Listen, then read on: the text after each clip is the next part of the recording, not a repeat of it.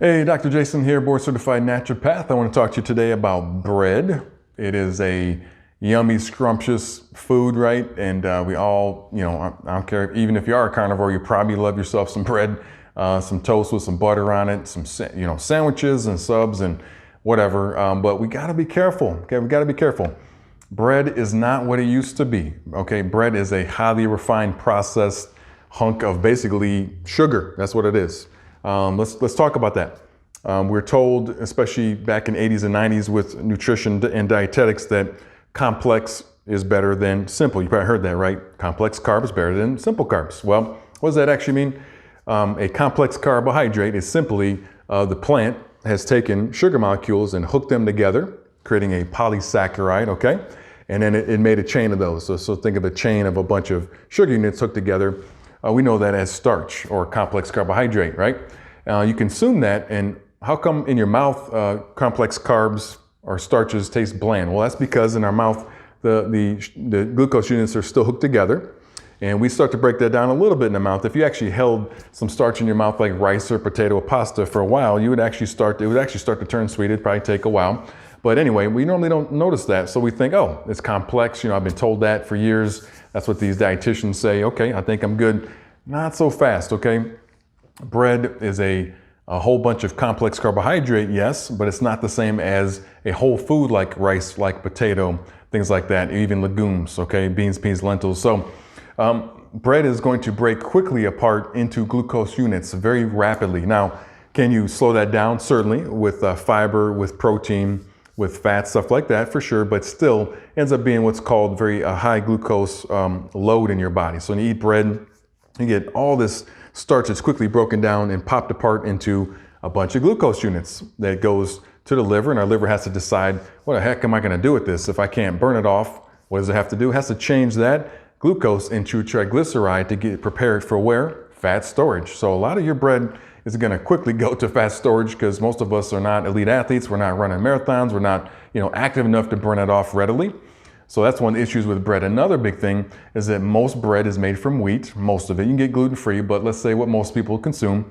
And that is a huge genetically modified crop. And again, I'm not vilifying farming by any stretch. They help feed the world for sure. Farmers are awesome.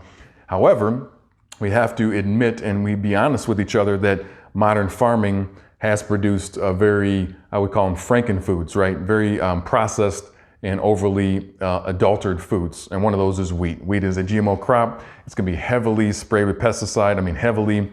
And then remember that wheat that you're consuming is not the same as wheat 100 or 200 years ago, even the wheat that even today that they consume in the rest of the world, like in Europe. That wheat is gonna be hybrid into a different type of grain in order to produce certain textures for that food manufacturer. So in other words, it's a highly refined product.